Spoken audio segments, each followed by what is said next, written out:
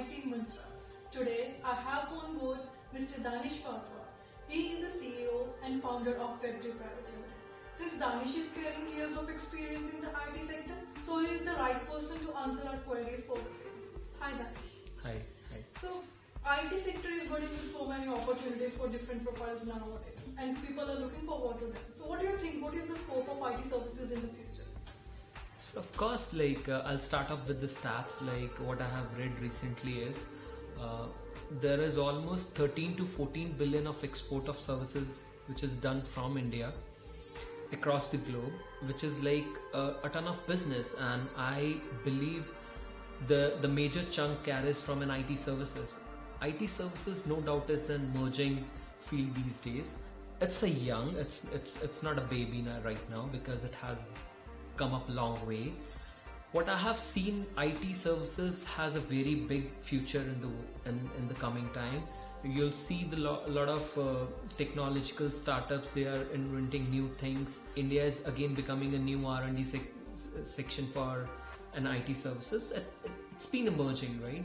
So you can expect a good growth of an IT services in India. Okay. So Danish is quite positive about the future of IT sector, but you need to have the required skills to grab the jobs. Am I right? Yes, of course. Okay. So my next question is, okay, there are so many opportunities nowadays in an IT sector. So there are companies as well. There are MNCs, SMBs. So what a candidate should look for before going for the interview? So there are multiple things one candidate should look before going for an interview in a company. You need to check the growth rate of the company, which is very important. So no doubt, because as I've said earlier, IT sector is emerging. There you'll find a lot of startups and a lot of fresh companies, those who are starting. It's always good to check the growth instead of checking like how much number of employees do they have, because product-based companies and IT sectors tends to have a less number of employees. So I believe checking up on the growth rate is more important instead on checking on to the number of employees, because I have seen many candidates coming and they just see like how much number of employees do you have in the company. Of course that's important aspect, but it should be the rate. When did the company started and what is the growth rate, because that is more important in my perspective. Second thing, I believe they should also check on to with the reviews. They can go on to Google reviews, they can go on to Glassdoor reviews, Indeed reviews, and there are many other reviews website.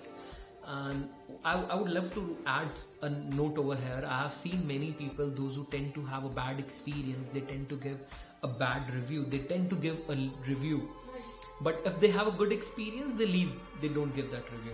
It's always good. Like I will personally suggest each and everyone watching this video that they are working in some company, they are working in some good culture.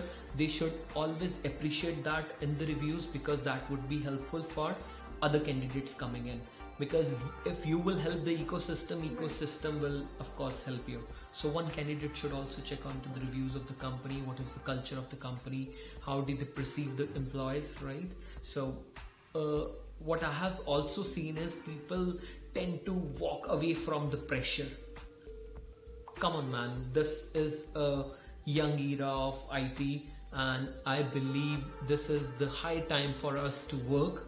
We are in our 20s, 30s or 40s maximum, and it's always good. Like you can give the full of your energy at this time. You cannot expect to give full of your energy at 50s.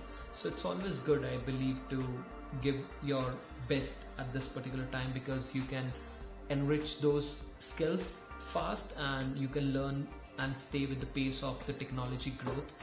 That's it. So Danish follows the policy of give and take, right? So if you are preparing for the interview, you can check the growth rate of the company, you can check out the Google reviews of the company, and that will surely help you in the future. Okay. My next question is, a candidate has grabbed a good job. So how he can manage to stay productive in his work culture to achieve his goals and meet up the expectation of his boss or other team members? So productivity comes with the help of tools, which I personally believe, right? I use number of tools. I cannot live without Todoist. I manage all my task list over there.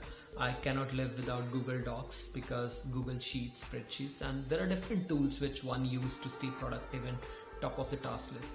No doubt, in an IT job, there might be some pressure with the work, but what I have also seen, we have recently implemented an agile concept within an organization where we run sprints.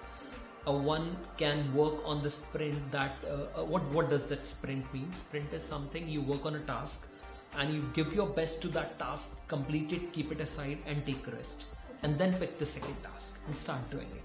That is called sprint. So sprint is quite helpful. So if you are if you are a developer, or if you are in a digital marketing, or if you are managing the things, so it's very important you run the sprints and actually work with that process of agile model. Other productivity tips, what I believe is wake up early in the morning. I tend to sleep quite late in my early days, and now I have improved myself a lot. So wake up early to bed, early to rise will also helps you increase productivity. That is very important, which I recently felt in my career, and it actually helped me personally. Okay. So Danish believes in being agile. You have to believe in the software development life cycle if you really want to achieve your goals and stay productive in your work culture.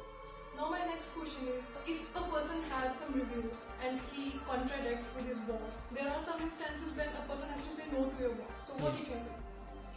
So I believe that's a tricky question. So how you can say no to your boss? Of course you have to say, man. You cannot take all the load on yourself. You cannot do multitasking. You're not a robot. At the end, you are a human being. Tend to get more productive if you have a setup of tasks. Okay, so if you have a handful tasks, you'll be able to do it more productively. So it's always good to say no upfront, but make sure you are more polite to it. You are more generous to it, because that actually helps to stay you and grow and build more healthy relation with your colleague. And I believe like saying no is not a bad idea. It's always a good idea. Being an entrepreneur, like I've been into business from so many years, and there are a lot of opportunities which comes my way, and I cannot accept all of them, right? And I'm planning to wear a t-shirt which says no, right? So I believe like everyone has to say no in one or the other form. So you have to stay upfront. You can say no to your boss if you really think that you are positive. Your constructive attitude can help you to say no to your boss. Okay. My next question is, there are some people who wish to continue their learning. Right. They want to continue their study. Right. So we work 10 to 5 here. So would you like to give us some tips that how a person can continue their learning outside their work culture? See, I always say to my colleagues as well, never see a time in work, right?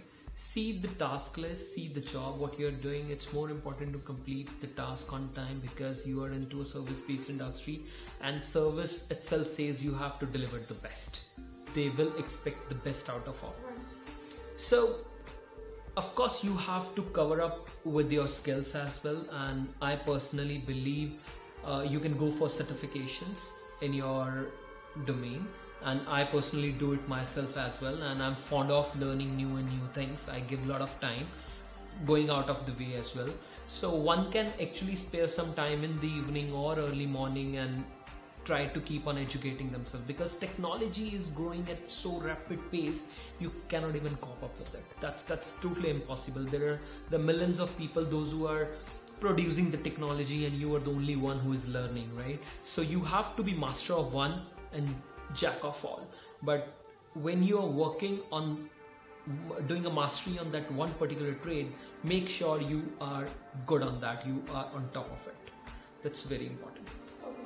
So you can refine your skill outside your work culture by following these tips.